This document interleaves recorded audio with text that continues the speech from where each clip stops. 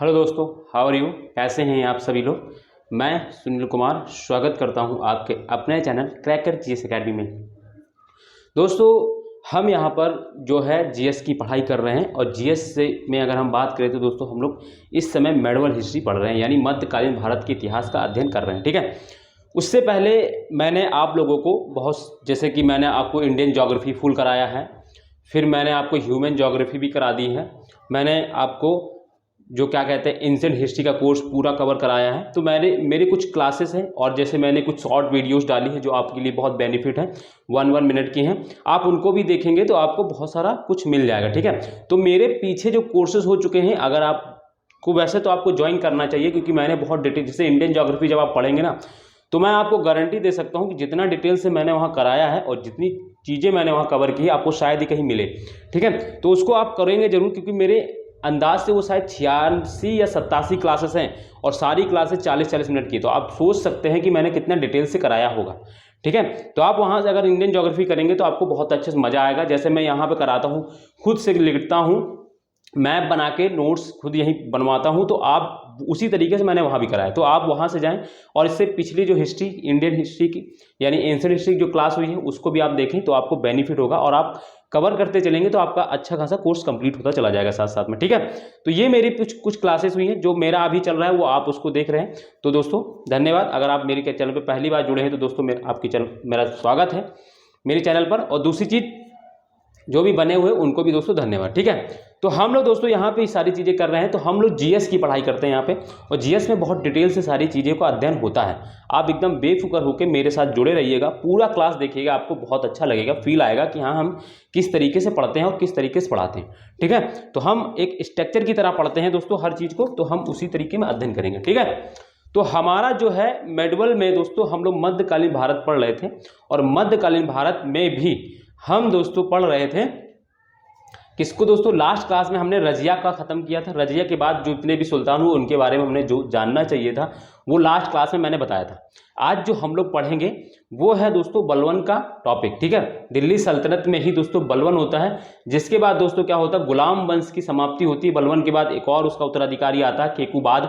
केकूबाद के बाद 1290 ईस्वी में क्या होता है, खिलजी वंश की स्थापना हो जाती। तो ये अगर कह लो तो बलवन जो है गुलाम वंश का अंतिम योग्य शासक कह सकते हो, जो ठीक है था, जिसने एक बड़े 20 सालों तक एक प्रशासन को अच्छे तरीके से चलाया। ठीक है, तो उसको इस तरीके से कह सकते हैं।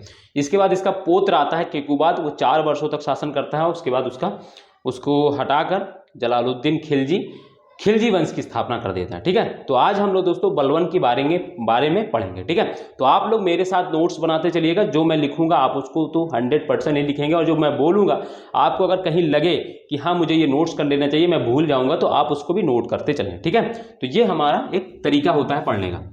तो आज हमारा जो टॉपिक है वो दोस्तों है बलवन। ठीक है, और इसका टाइम पीरियड जो होता है दोस्तों 1266 ईस्वी से 1286 ईस्वी तक का इसका टाइम पीरियड है। ठीक है, तो इसके बारे में हम लोग पढ़ेंगे। एक सेकंड में जरा,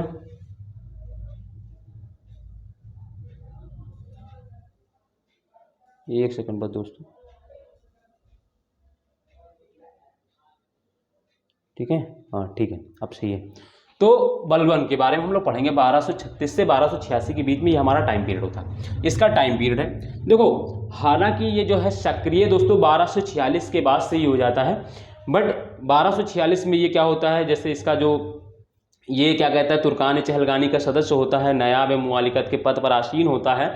ठीक है, 1246 के बाद से ये सक्रिय हो जाता है, बट सुल्तान बनने के बाद हम लोग देखेंगे ना इसका कार्यक्रम, तो हम लोग इसीलिए सुल्तान बनता है 1266 में और इसकी डेथ होती है 1286 में, तो वो काल को हम लोग मेंशन करते हुए चलेंगे। ठीक है, तो ये बात होगी। सबसे पहले अगर हम किसी भी चीज़ को पढ़ते हैं या किसी भी राजा को या किसी भी सुल्तान को पढ़ते हैं, तो सबसे पहले हमें पता होना चाहिए कि वो किस बैकग्राउंड से था, उसकी क्या पृष्ठभूमि है, वो सुल्तान बनने से पहले क्या था। तो हम लोग सबसे पहले ये जानेंगे कि इसकी पृष्ठभूमि क्या है। ठीक है, इसकी पृष्ठभूमि क्या है। ठीक, ये हमारा ए टॉपिक है। ठीक है, इसकी क्या है पृष्ठभूमि क्या है, इसके बारे में सबसे पहले हम लोग जानने की कोशिश करेंगे। सबसे पहले हम ये जानेंगे कि इसकी पृष्ठभूमि क्या है। देन इसके बाद सेकंड, इसके कुछ कार्य हैं, इसने कुछ किया है तो उसकी और इसकी कुछ नीति है प्रशासन उसके बारे में, तो हम उनको पॉइंट वाइज लिख देते हैं, फिर हम उनको एक्सप्लेन करते चलेंगे। ठीक है, तो आप पहले क्या करेंगे, मेरे साथ जो मैं लिख रहा हूं आप पहले मेरे साथ वो स्ट्रक्चर बना लीजिए। मैं जो लिखाऊंगा, मैं जो टॉपिक बताऊं लिखते जाऊंगा, आप उनको लिखते चलिएगा। फिर मैं क्या करूंगा, एक एक चीज़ को एक्सप्लेन कर दूंगा। तो क्या होगा, आपकी 2 राउंड की पढ़ाई हो जाएगी और आपको यहीं पर भी याद हो जाएगा। और जो मैं लिख रहा हूं 1 लाइनर पेपर एग्जामिनर में पेपर में वो क्वेश्चन वहीं से आता है। जो मैं एक्सप्लेन करूंगा वो आपके नॉलेज बढ़ाने के काम आएगा। ठीक है, तो ये आपका काम रहेगा। तो दूसरा इसने क्या किया था दोस्तों, इसने तुर्कान चहलगानी का, फिर चलो इसमें और चीज़ जान लेते हैं। इसका काल तो हम लोग जानेंगे, चलो ठीक है, काल जान जाएंगे। फिर क्षेत्र की बात चलो कर लेंगे। ठीक है दोस्तों, क्षेत्र की बात कर लेंगे। फिर सी हम लोग बात करेंगे क्या दोस्तों, सी इसने क्या किया, इसने तुर्कान चहलगानी का, तुर्कान चहलगानी को नष्ट कर दिया, यानी समाप्त कर दिया। जो इल्तुतमिश ने जो बनाई थी तुर्कान चहलगानी से को समाप्त कर दिया। ठीक है, तो ये इम्पॉर्टेंट है, ये इसका एक है। ठीक है, इसके बारे में ठीक है हम लोग एक्सप्लेन करेंगे। दूसरा, यह नस्लवादी एवं अभिजातवादी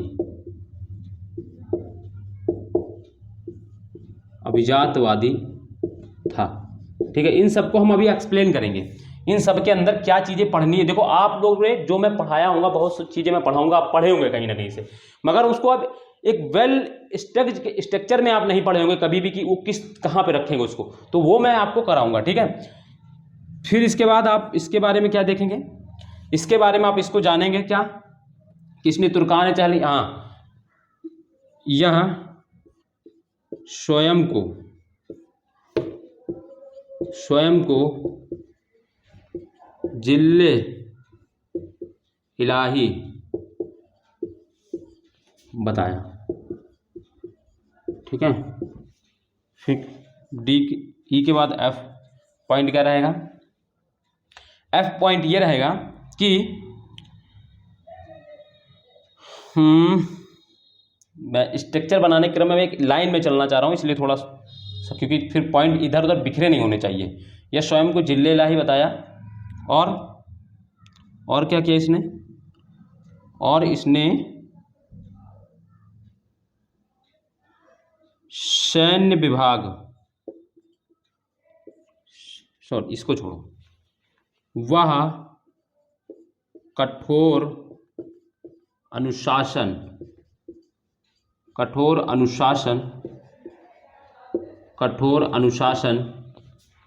भव्य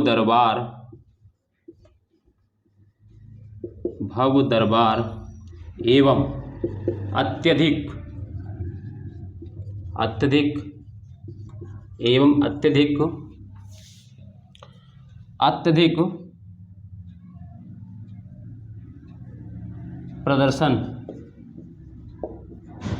प्रदर्शन पर बल दिया। ठीक है, बल दिया। ई के बाद एफ के बाद जी, वह रक्त एवं लौह की नीति अपनाया। रक्त एवं लौह की नीति अपनाया।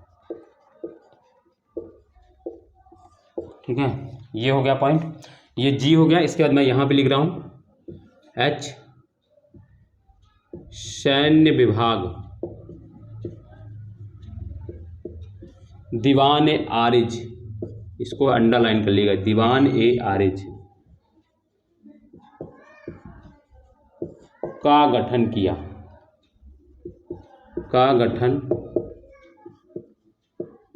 ठीक है, एच के बाद आई पॉइंट क्या होगा दोस्तों, आई पॉइंट क्या होगा, तो आई पॉइंट ये है कि इसने ख्वाजा नामक पद का गठन किया। इसने ख्वाजा, बहुत इंपॉर्टेंट है, ख्वाजा अभी तक आपने नहीं पढ़ा होगा, इसने ख्वाजा नामक पद का गठन किया। ठीक है, पद का गठन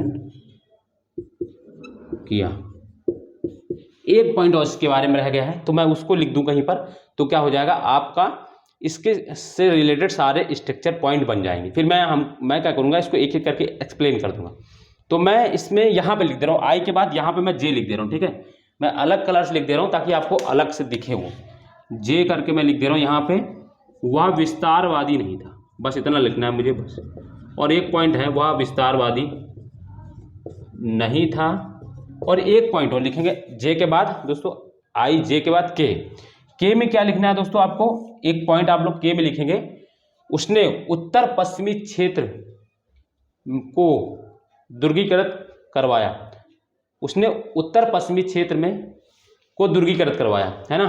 लिख लो बस, खाली उसने लिख दे रहा हूं मैं यहाँ पे भी, उसने, ताकि मुझे भी याद रखे। उसने उत्तर पश्चिमी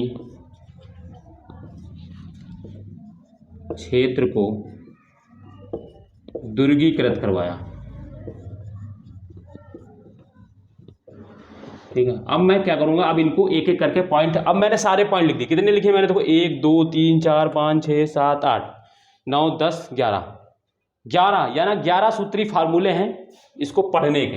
अगर आप इसको ये पढ़ते हैं तो आपका बलवन पूरा समाप्त। इसके अलावा बलवन में और कुछ नहीं पढ़ना है, ठीक है। अभी मैं आपको इसी के अंदर बताऊंगा कि सिजदा और पावेश हम लोग कहाँ पढ़ते हैं और क्या है। एक पॉइंट दोस्तों और लिखना रहेगा इसने, बट जगह नहीं मिल रही है, मैं यहाँ लिख देता हूँ। जे के बाद के के बाद दोस्तों अब एल पॉइंट डालेंगे हम। मुझे याद रहेगा कि मुझे कौन कौन पॉइंट लिखना है। के बाद एल मैं छोटा सा लिख दे रहा हूँ। क्या लिखना है, एल में लिखना है ईरानी व्यवस्था से प्रभावित, ईरानी व्यवस्था से प्रभावित, बस इतना। मैं इसमें कुछ बताऊंगा तो वो इम्पोर्टेंट रहेगा, ईरानी व्यवस्था से प्रभावित, ठीक है। ये बात हो गई इतने इसके पॉइंट की। अब मैं क्या करूंगा दोस्तों, अब मैं एक एक पॉइंट को एक्सप्लेन करूंगा। अब आपका काम क्या रहेगा, बस सुनेंगे। मैं देख रहा हूँ कि क्या सही है ना। आपका क्या काम है, आप सुनेंगे और जो पॉइंट लिखना रहेगा आप लिखते चलेंगे।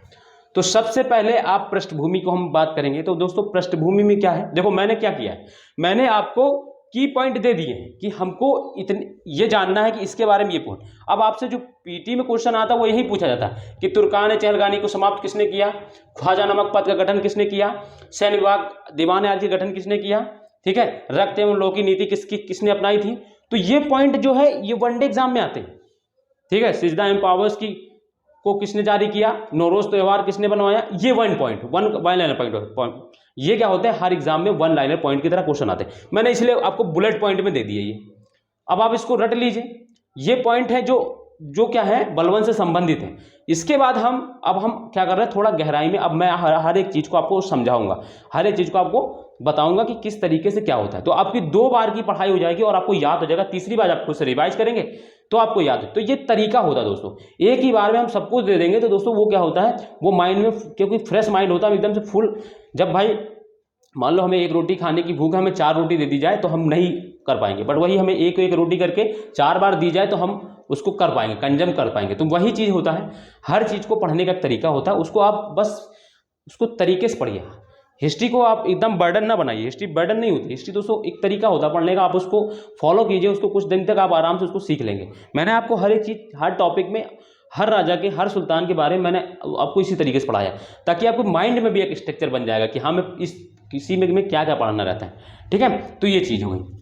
तो सबसे पहले दोस्तों हम पृष्ठभूमि की बात करेंगे। तो पृष्ठभूमि की जब हम बात करते हैं दोस्तों, तो ये क्या होता है दोस्तों, ये यानी सुल्तान बनने से पहले ये क्या होता है, इसकी बात हम करते हैं। तो सबसे पहले ये सुल्तान बनने से पहले ये होता है तुर्कान चहलगानी का सदस्य होता है। पहला आप पॉइंट लिखेंगे, यह तुर्कान चहलगानी का सदस्य होता है। सुल्तान बनने से पहले यह तुर्कान चहलगानी का सदस्य होता है, ठीक है। दूसरे में ये लिखेंगे, यह नयाब ए मुमालिकत, मैंने लिखाया था बहराम शाह नामक एक सुल्तान था, उसने क्या किया था, नयाब ए मुमालिकत नामक पद का गठन किया था।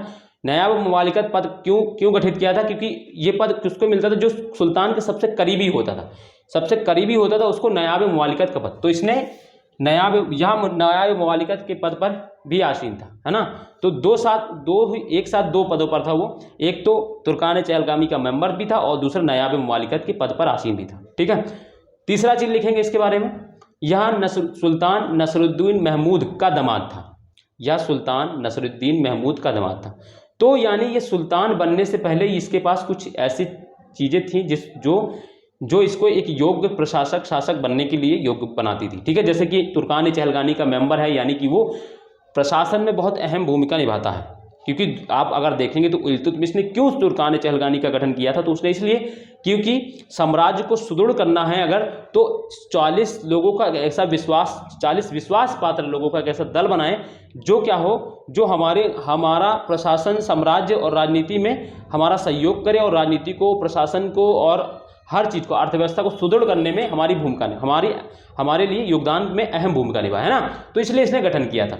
बट मैंने जस्ट बताया था कि जब क्या हुआ, ठीक है, अभी हम आगे बताते। तो तुर्कान चहलगानी क्यों हो गया, नायाब मालिकत के पद पर गाठिन था। तीसरा बात मैंने बताया कि वो नसरुद्दीन महमूद का, वह सुल्तान नसरुद्दीन महमूद का दामाद था, और सुल्तान नसरुद्दीन महमूद की मृत्यु होने के बाद ये क्या बना है, ये सुल्तान बन गया है। ये सुल्तान, बहुत सारे लोग ऐसा कहते हैं कि उसने क्या कर दिया, नसरुद्दीन महमूद को क्या कर दिया था, उसने जहर दे के मरवा दिया था, है ना। बट ये हमको नहीं पता कितना सच है, बट ये जान लो कि वो मर गया था, इसके बाद ये सुल्तान बना था। ठीक है, तो ये चीज़ है। इसकी पृष्ठभूमि की बात हो गई तो मैं इसको मिटाल दे रहा हूँ, जो होता जाएगा मैं उसको मिटाल दूंगा। ठीक है, तो इसकी पृष्ठभूमि की बात आपने लिख भी लिया होगा, जो मैंने पॉइंट बोले हैं। अब आपका काम क्या था, जैसे ए लिखा था तो ए लिखकर उसके आगे ए अलग से, पहले पॉइंट ये बनाने थे, फिर ए अलग से लिखना था, उसमें 3 पॉइंट बनाने थे।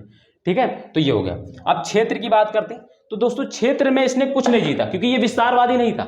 इसने जो साम्राज्य जो है इल्तुतमिश से रजिया को मिला, और रजिया के बाद इसको जो सुल्तान साम्राज्य मिला उसी को इसने कंटिन्यू रखा, इसने कोई नया क्षेत्र नहीं जीता। ठीक है, तो आप इसको लिख सकते हैं कि लगभग सुल्तान इल्तुतमिश के समान ही इसका साम्राज्य भी था। ठीक है, तो इस क्षेत्र में इसने कुछ विशेष नहीं किया, तो इसके बारे में इतना मालूम आपको नहीं कुछ करना, क्योंकि ये विस्तारवादी नहीं था। इसने जो साम्राज्य मिला, जो क्षेत्र मिला था, उसी को अपने को बचाए रखने में ये इंपॉर्टेंट करा इसने। ठीक है, तो क्षेत्र के बारे में भी आपको कुछ ज़्यादा नहीं जानना है। ठीक है, तो ये अब हम बात करते हैं दोस्तों सी की।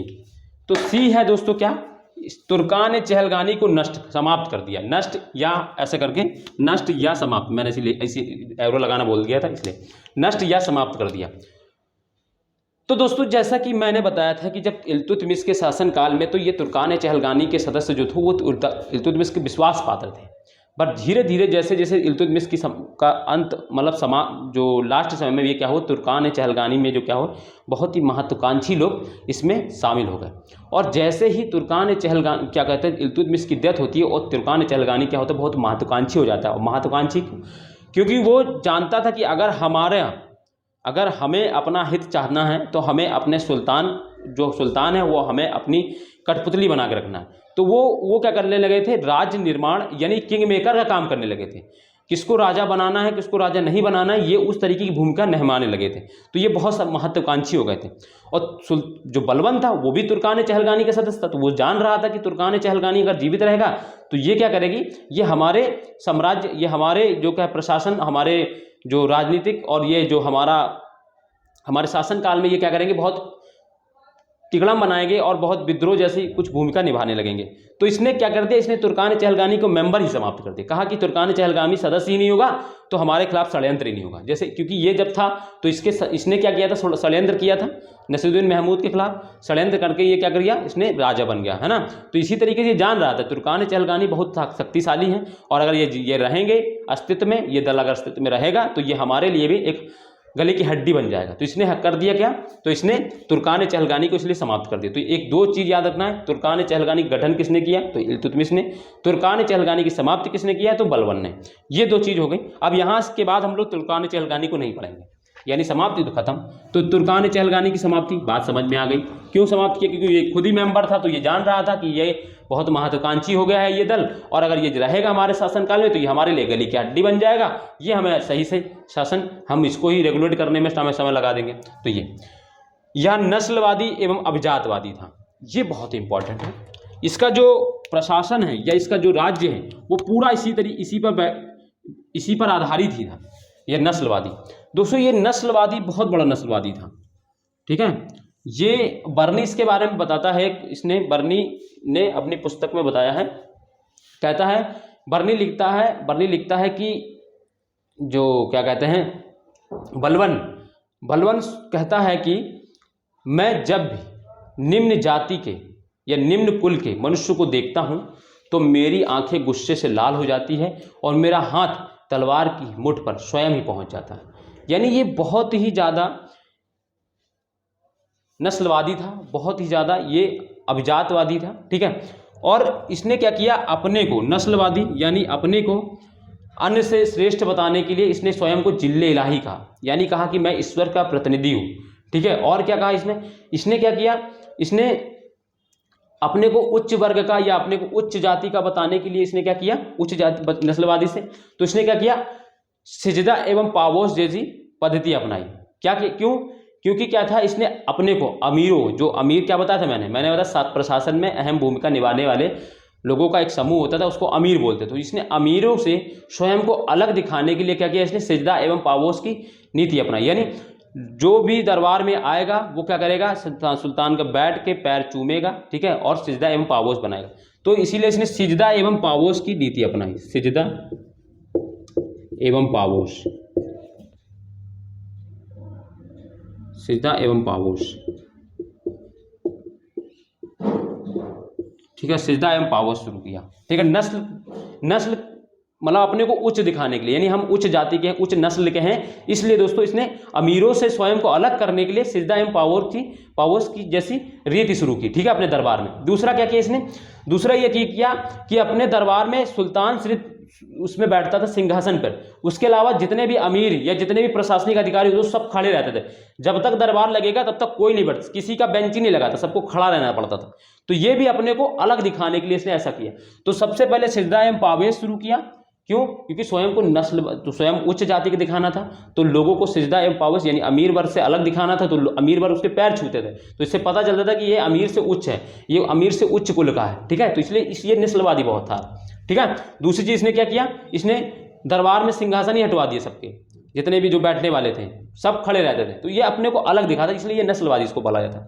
दूसरा ये अभिजातवादी भी था, है ना, ये तो मैं बता ही चुका हूँ, अभिजातवादी भी था, ठीक है, स्वयं को अलग दिखाने के लिए सब कुछ करता था, ठीक है। तो ये नस्लवादी एवं अभिजातवादी था, ये सारी चीज़ें आपको समझ में आ गई। सिजदा एवं पावोस शुरू किया इसी के तहत, नस्लवादी के तहत, ठीक है, और अभिजातवादी के तहत, ठीक है। अब यह वह स्वयं को जिल्ले इलाही का था। बात ये थी ना, ये गुलाम था, और गुलाम था, दूसरी चीज़ तुर्कान चहलगानी का सदस्य था, और तुर्कान चहलगानी का सदस्य था, और क्योंकि उस समय तुर्कान चहलगामी के कई सदस्य ऐसे थे जो स्वयं को सुल्तान बनाने की या सुल्तान या जो उसी के जो कोटपुतली हैं उनको सुल्तान बनाने की चाह रखते थे, और बन गया ये। तो ये बन गया तो चलिए ठीक है, बट हमको जनता में भी तो अपनी सहमति चाहिए, अमीर वर्ग एवं उलेमा वर्ग में तो अपनी सहमति चाहिए। तो उसने क्या किया कि मैं जो हूँ वो जिल्ले इलाही यानी ईश्वर यानी जो अल्लाह हैं, मैं उनकी छाया हूँ, मैं उनकी छाया के रूप में और उनके प्रतिनिधि के रूप में यहाँ पे शासन कर रहा हूँ, ठीक है। मैं ईश्वर का प्रतिनिधि हूँ, ईश्वर ने मुझे शासन करने के लिए भेजा है। तो इस तरीके की उसने कुछ संकल्पना गढ़ने की कोशिश की, ठीक है, और ये संकल्पना उसकी कार्य भी आई। क्यों, क्योंकि उसने क्या किया, उसने वहाँ कठोर अनुशासन यानी उसने अपने दरबार में कठोर अनुशासन लगा दिया। क्यों उसने लगाया, उसने कठोर अनुशासन, क्या बहुत ज़्यादा न्याय प्रिय हो गया, यानी बहुत कठोर न्याय प्रणाली जारी कर दी। दूसरी चीज़ क्या किया उसने अपने दरबार में जितने भी गीत संगीत वाद्य यंत्र सब बंद करवा दिए, और वेल मेंटेन्ड रहता था हमेशा, मतलब हमेशा जो राज दरबार के जो राजशाही वस्त्र होते थे हमेशा वही पहने रहते थे। बर्नी कहता है कि मैंने कभी भी इसको साधारण वस्त्रों में नहीं देखा है, हमेशा ही, चाहे वो रात का वक्त हो, चाहे वो दिन का वक्त हो, चाहे वो सो रहा हो, किसी भी वक्त वो हमेशा राजशाही वस्त्रों में ही रहता था। तो उसने कठोर अनुशासन जारी किया अपने दरबार में। दूसरा क्या कि भव्य दरबार लगवाया, बहुत भव्य दरबार लगवाता था, है ना, लगे कि वो एकदम अल्लाह का प्रतिनिधि है, क्योंकि नहीं दिखाएगा तो लोग मानेंगे नहीं ना। तो उसने दिखावा बहुत, इसलिए उसने क्या किया, अत्यधिक प्रदर्शन, यानी बहुत अत्यधिक प्रदर्शन, दिखावा और प्रदर्शन किया। इसने क्या किया, प्रशासन को सुदृढ़ यानी लोगों में भय पैदा करने के लिए क्या किया, बड़ी सेना बनाई, और सेना का रोज क्या करता था, प्रदर्शन करवाता था, रोज उसको प्रशिक्षित करवाता था। डेली बड़ी बड़ी सेना गांव से निकलती थी, लोग भयभीत हो जाते थे। तो उसने क्या किया, ईश्वर का प्रतिनिधि है ये दर्शाने के लिए, ये लोगों में भय बैठाने के लिए उसने कठोर अनुशासन, भव्य दरबार लगवाया कि लगे कि हाँ ये एकदम चमकता हुआ ईश्वर का प्रतिनिधि है, सच में ईश्वर का प्रतिनिधि, और अत्यधिक प्रदर्शन किया, बल का बहुत सैन्य बड़ी सेना बनवाई। बड़ी सेना के बल पर इसने क्या किया, रोज क्या करता था, उनको प्रदर्शन करवाता, रोज क्या करता था, रोज प्रशिक्षित करने और गांव से निकलवाता था ताकि लोगों को भयभीत कर सके, लोगों को लगे कि हाँ ये एक सुल्तान है। ठीक है, फिर उसने क्या किया, रक्त एवं लोह की नीति अपनाई। अब हम इसकी बात करते हैं। तो जब हम इसकी बात करते हैं दोस्तों, रक्त एवं लोह की नीति का मतलब अगर हम बात करते हैं दोस्तों, तो ये अगर हम बात करते हैं दोस्तों, इसमें क्या था, जब ये सुल्तान बना था तो इसके दिल्ली के आसपास के क्षेत्र जैसे मेवात का क्षेत्र है, अवध के जो व्यापार वाला मार्ग था उसमें, और दोस्तों क्या था, बुंदेलखंड वाले एरिया, और क्या कहते हैं तुगरिल खां, ये जो था इन्होंने विद्रोह कर दिया इसके जैसे ही सुल्तान बनने के बाद। तो इसने किया क्या, इसने मेवात के बीच में जंगल पड़ता था, तो उसने क्या किया, मेवात लोग क्या करते थे जब युद्ध होता था, मतलब इसकी सेना को परेशान करने के लिए मारते थे और वो जंगल में घुस जाते थे, तो इसकी सेना जंगल में उनको नहीं ढूंढ पाती। तो इसने क्या किया, पूरा जंगल ही जलवा दिया, इसने पूरा जंगल ही जलवा दिया। ठीक है, तो अब जंगल जलवाने से क्या होगा दोस्तों, ठीक है, जंगल जलवाने से क्या होगा कि जो इसके विद्रोही थे वो तो मर जाएंगे, बट बहुत सारे निर्दोष लोग भी तो मारे जाएंगे, बहुत सारे पशु पक्षी मारे, जैव विविधता खत्म हो जाएगी उस जंगल, उस एरिया की। ठीक है, तो इसने इस तरीके की एकदम समूल नाश करने जैसी नीति अपनाई। ठीक है, दंड पे ज़्यादा विश्वास करता था। ठीक, ऐसे ही दोस्तों इसने क्या किया, बंगाल के ये क्या कहते हैं, बंगाल वाले एरिया में तुगरिल खां का विद्रोह हुआ, तो तुगरिल खां का विद्रोह दबाने के लिए इसने अपने सेनापति को भेजा। तो जब सेनापति को भेजा तो तुगरिल खां का विद्रोह सेनापति नहीं दबा पाया, और वो लौट के जब आया तो जब इसको समाचार मिला कि ये विद्रोह नहीं दबा पाया, तो उसने क्या किया, जो अपना सेनापति है या जो हेड था उसको दबाने के लिए गया था, उसका गला कटवा दिया, उसको मृत्युदंड दे दिया, और फिर स्वयं गया तुगरिल खां का विद्रोह दबाने, और तुगरिल खां को पकड़ा, मार दिया, और वहां पे जितने लोग थे, जितनी भी सेना, उसको सबको मार दिया। तो यानी एकदम ये रक्त एवं लोह जैसी रीति अपनाता था, रक्त एकदम समाप्त एवं तलवार जैसी, एकदम धार जैसी का नीति अपनाता था। ठीक है, तो इसने ये काम किया, इसलिए रक्त एवं लोह की नीति की तरह इसने दो तीन चार ऐसे इस तरीके से काम किया, इसलिए इसको रक्त एवं लोह की नीति भी बोलते हैं। ठीक है, तो ये चीज आपको समझ में आ गई होगी। फिर इसने क्या किया, ये वाला पॉइंट समझ लेते हैं, ईरानी व्यवस्था से प्रभावित था। ईरानी व्यवस्था से प्रभावित होने का मतलब क्या किया, इसने ईरानी व्यवस्था से प्रभावित था, इसका मतलब क्या, जब ये दरबार में बैठा, जब ये सुल्तान बना, तो सुल्तान बनने के बाद इसने हुआ क्या कि भाई सुल्तान हो, गुलाम हो, और वहाँ पे क्या था, इलबरी तुर्क का प्रभुत्व था, और वहाँ पे तुर्क में भी उच्च जाति के लोग वहाँ पे शासन में बैठते थे। तो इसने अपने को उच्च दर्शाने के लिए इसने क्या किया, अपना संबंध जो है ईरान के अफरासियाब वंश से जोड़ दिया। किससे जोड़ दिया, ईरान के अफरासियाब वंश से, ईरान के अफरासियाब वंश से अपना संबंध जोड़ा, और बताया कि मैं उन्हीं का वंशज हूं, और ईरान के ही राजाओं के नाम पर अपने पुत्रों का नाम रखा इसने। ठीक है, और एक ईरानी त्यौहार जो था नौरोज, इसको याद रखना है, पूछ लेना, पूछा जाता है नौरोज किसने शुरू किया था, तो इसी ने। नौरोज एक ईरानी त्यौहार है, ये नौरोज ईरानी त्यौहार था, और इसको अपने यहाँ शुरू कर दिया, नौरोज त्यौहार की शुरुआत करवाया।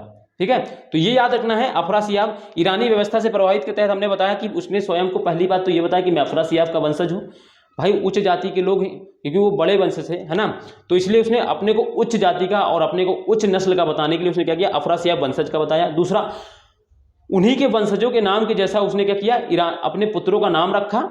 और तीसरा क्या किया, ईरानी व्यवस्था, क्योंकि ये अफरासियाब वंश ईरान में शासन करते थे, तो ईरानी व्यवस्था से प्रभावित था, इसलिए उसने क्या किया, ईरान के जो त्यौहार था नौरोज, उसको अपने यहाँ शुरू कर दिया। तो नौरोज त्यौहार का भी शुरुआत किसने किया, इसने किया। ठीक है, तो ये याद रखना है, ये इस तरीके से ईरानी व्यवस्था से प्रभावित था। तो मैंने बताया ये ईरानी व्यवस्था से प्रभावित होकर इसने नौरोज त्यौहार की शुरुआत की। चीज़ों को समझ लेना, आपको आज तक यही पता होगा कि नौरोज त्यौहार की शुरुआत की इसने, बट कैसे की, तो मैंने ये चीज़ बताया कि ईरानी व्यवस्था से प्रभावित होकर इसने नौरोज त्यौहार की शुरुआत की। ठीक है, तो ये छूटेगा आपको कुछ भी नहीं, ये जान लीजिए। फिर इसने क्या किया, इसने सैन्य विभाग दीवान आरिज का गठन किया। देखो क्या था कि एक इसने बड़ी सेना बनाई, और एक बड़ी सेना को सुचारू रूप से संचालित करने के लिए एक इसने क्या किया, रोज उनको प्रशिक्षित करना है, रोज उनको अस्त्र शस्त्र उनका सही तरीके से सज्जत रहे, क्योंकि भाई प्रशासन जो था ये बल शक्ति जो सैन्य बल के आधार पर ही चला रहा था, तो इसने सैन्य बल को सुदृढ़ करने के लिए एक अलग से विभाग बना दिया। तो इसने क्या कर दिया, इसने दीवान आरिज नामक एक सैन्य विभाग का गठन किया। ये बहुत ही इंपॉर्टेंट है, याद रखना। ठीक है, सीधे मिलान में आता है, यह डायरेक्ट पूछ लिया कि दीवान आरिज का गठन किसने किया, तो ये सैन्य विभाग था, दीवान आरिज का गठन किया। ठीक है, तो क्यों, क्योंकि सेना को सुदृढ़ करना था, सेना को एकीकृत करने के लिए इसने क्या किया, एक विभाग बनाया अलग से। ठीक है, तो क्योंकि रोज प्रशिक्षित कर रहा है, रोज उनकी देखभाल, उनको अस्त्र की कोई कमी ना हो, उनके लिए सारी व्यवस्थाओं करने के लिए उसने एक से अलग से विभाग बना दिया। ठीक है, तो ये चीज, इसने ख्वाजा नामक पद का गठन किया। ख्वाजा नामक पद क्यों का गठन क्यों किया, मैंने बताया था कि इक्तादारी व्यवस्था शुरू हुई थी। इक्तादारी व्यवस्था में क्या था कि इक्तादार अपने क्षेत्र से में प्रशासन चलाता था, वहाँ से वो राजस्व की वसूली करता था और एक सैन्य टुकड़ी रखता था। और राजस्व वसूल करने के बाद प्रशासन और सैन्य टुकड़ी पर जो और स्वयं के खर्च को हटाकर जो अतिरिक्त खर्च बढ़ता था, जो फवाजिल होता था, उसको क्या करता था, केंद्र में जमा करता था। तो इसने क्या किया, उसी फवाजिल को की वसूली करने के लिए एक अलग से गठन पद बना दिया, ख्वाजा नामक। तो ये ख्वाजा नामक पद क्यों बनाया गया था, फवाजिल की वसूली करने के लिए इस पद का गठन किया गया था। बात समझ में आ गई ना। फवाजिल मतलब अधिशेष, जो इक्तादार अपने क्षेत्र में प्रशासन, सैन्य व्यवस्था और जो चीज़ें थी उन पे ख़त्म खर्च कर जो राजस्व वसूल करने, देखो उसको क्या था, राजस्व वसूल करने का अधिकार था। राजस्व वसूल करने के बाद क्या करता था, उसको वहाँ प्रशासन चलाता था, वो उसी क्षेत्र का, वहाँ एक सैन्य टुकड़ी रखता था। अब इनका भी खर्च तो उसको करना है, तो इन खर्चों को करने के बाद जो कुछ बचता था वो उसे केंद्र के पास भेजना होता था।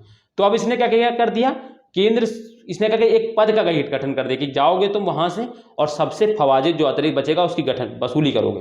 ठीक है, तो इसलिए इसने ख्वाजा नामक पद का गठन किया। ये बहुत इंपॉर्टेंट, कभी पूछ सकता है, आजकल बहुत ज़्यादा है ना, क्योंकि अभी तक पूछा नहीं गया है किसी बहुत सारे पेपरों में, तो ये पूछ सकता है। तो ख्वाजा नामक पद का गठन किसने किया था और ये किससे संबंधित, तो याद आ गया वो आपको कि ये जो फवाजिल की वसूली करने वाले का अधिकारी था और इसका गठन जो था वो बलबन ने किया था। ठीक है, तो ये चीज़ आपको याद रखना है, इसको आपको पता रहना चाहिए दोस्तों। हाँ, सब कुछ सही है। तो आप लिखते भी चलेंगे, मैं जो जैसे मैं जगह नहीं है तो आप आई पॉइंट लिख देते हैं और उसके बाद लिख देते हैं ये फवाजिल वसूली करने वाला एक अधिकारी था, फवाजिल की वसूली करने वाला एक अधिकारी था। ठीक है, ऐसे करके आप, मैं इस देखो अब मैं जो बता चुका हूँ मैं उनको मिटाल दे रहा हूँ, ये मिटा चुका हूँ, ये मिटाल दे रहा हूँ, ये मिटाल दे रहा हूँ, ये भी मैं बता चुका हूँ। कठोर अनुशासन, भव दरबार, ये भी मैं बता चुका हूँ। प्रदर्शन पर बल दिया, ये भी मैं बता चुका हूँ। रखते हैं उन लोगों की नीति भी मैं बता चुका हूँ। ठीक है, और मैं ईरानी व्यवस्था वाला भी चीज़ बता चुका हूँ। ठीक है, तो अब जैसे कि आप अगर बात करें तो ख्वाजा नामक, तो आपको क्या करना था, बस कुछ नहीं, तो बस इसको ख्वाजा क्या था, फवाजिल वसूली, फवाजिल की वसूली, फवाजिल की वसूली करने वाला अधिकारी। बस समझ गए। ओ सॉरी, लाइट चली गई, एक सेकंड दोस्तों, एक सेकंड, बस एक सेकंड। ठीक है दोस्तों, तो थोड़ा सा एडजस्ट कीजिएगा, लाइट चली गई है तो मैं थोड़ा सा व्यवस्था की हूँ लाइट की। तो बस मुझे अब समझाना है, लिखाना तो कुछ है नहीं, तो आप सुनेंगे आराम से, बस कुछ नहीं। तो मैंने क्या बताया, ख्वाजा कौन था, फवाजिल की वसूली करने वाला, है ना, दिख रहा है आपको, हाँ। तो फवाजिल की वसूली करने वाला एक अधिकारी, है ना, अधिकारी ये था। तो ये आपको समझ में आ गया, ख्वाजा नामक पद का गठन किया था। इसके बाद दोस्तों फिर हम आते हैं आई के बाद जे के बाद दोस्तों वह विस्तारवादी नहीं था। इसकी देखो, वो मंगोलों से बहुत डरता था। तो इस समय मंगोल जो थे बहुत शक्तिशाली थे, मैंने बताया था, और मंगोल जो थे दिल्ली में हमेशा उनका संभावना रहती थी, वो कभी भी आक्रमण कर सकते हैं। ठीक है, तो मंगोलों के डर की वजह से ये कभी भी दिल्ली के बाहर नहीं जाता था। सिर्फ एक बार वो दिल्ली के बाहर गया था, कब, जब तुगरिल खां का विद्रोह दबाना था। तुगरिल खां का विद्रोह दबाने के अलावा ये कभी भी दिल्ली से बाहर नहीं गया। ठीक है, तो दिल्ली से बाहर नहीं गया, तो यानी, और ये विस्तारवादी नहीं था, ये मैंने बता चुका हूँ। ये विस्तारवादी यानी इसने कोई अलग से क्षेत्र जीतने का प्रयत्न नहीं किया, बस जो क्षेत्र इसके पास था उसको ही संरक्षित, उसको ही सुरक्षित रखने का इसने सिर्फ प्रयास किया। ठीक है, इसी क्रम में ये एक बार सिर्फ क्या होता है, क्योंकि बंगाल में विद्रोह हो जाता, तो बंगाल के विद्रोह को दबाने के लिए एक बार क्या करता है, तुगरिल खां को दबाने के लिए एक बार दिल्ली से बाहर जाता है। इसके बाद, इसके अलावा ये कभी भी दिल्ली के बाहर नहीं जाता।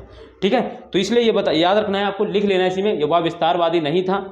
ठीक है, सिर्फ एक बार वह दिल्ली से बाहर गया था, लिखना है, सिर्फ एक बार वह दिल्ली से बाहर गया था तुगरिल खां का विद्रोह दबाने के लिए। सिर्फ एक बार वह दिल्ली से बाहर गया था तुगरिल खां का विद्रोह दबाने के लिए। ठीक है दोस्तों, तो लाइट आ गई है, मैं इसको सही से कर देता हूँ, बंद कर दूँ वरना क्या होगा।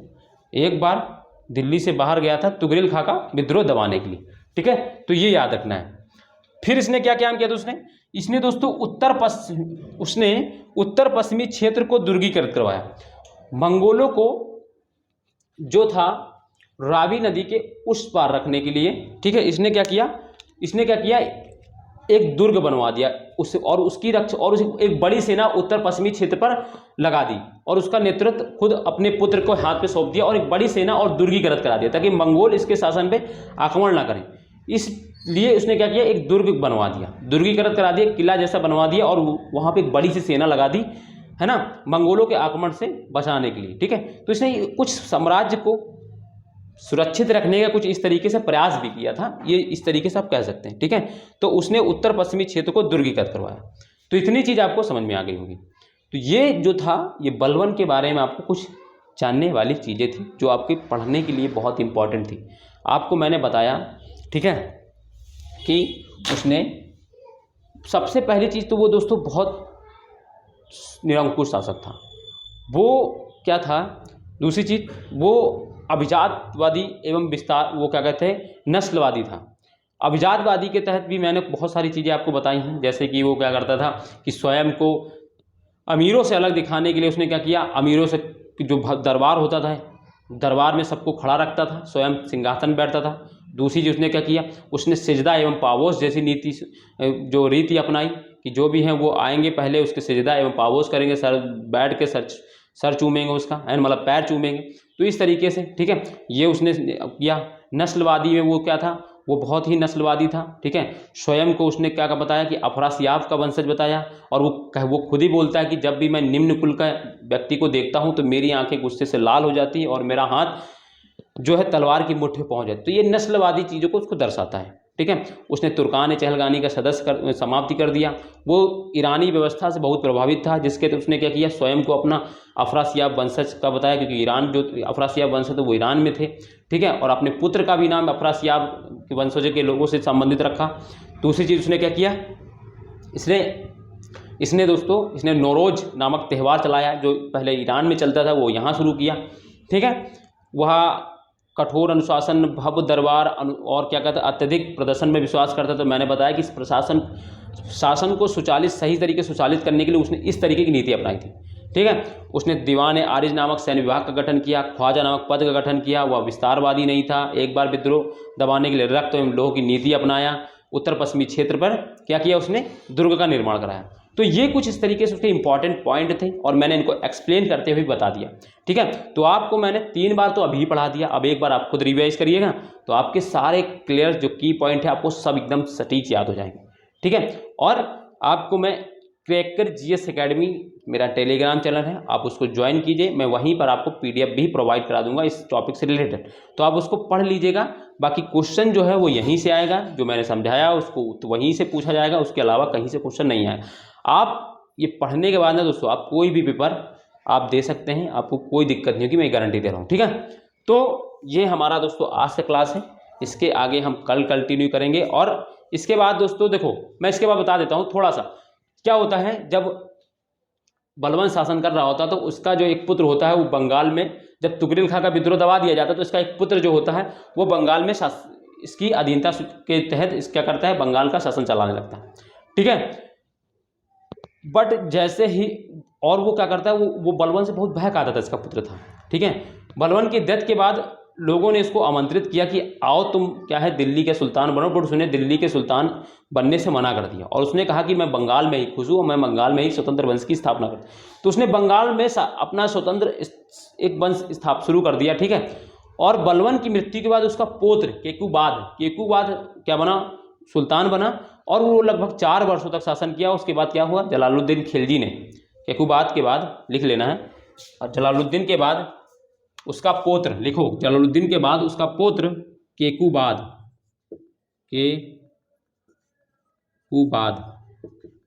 सुल्तान बना, जिसकी मृत्यु जलालुद्दीन ने की, और वह जलालुद्दीन ने स्वयं ने खिलजी वंश की शुरुआत की। ठीक है, ये हम कल पढ़ेंगे, खिलजी वंश की कल से हम शुरुआत करें। ठीक है, तो ये आज से जो है गुलाम वंश समाप्त होता है। गुलाम वंश के बाद अब हम सीधे आएंगे खिलजी वंश।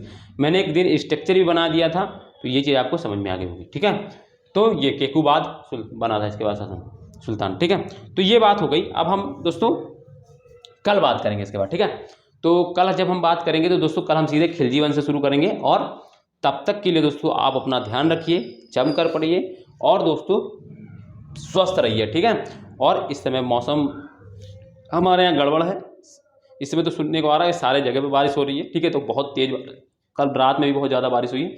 ठीक है, तो अपना ध्यान रखिए, घर पर रहिए और आराम से पढ़िए। ठीक है, तो बाय, जय हिंद दोस्तों।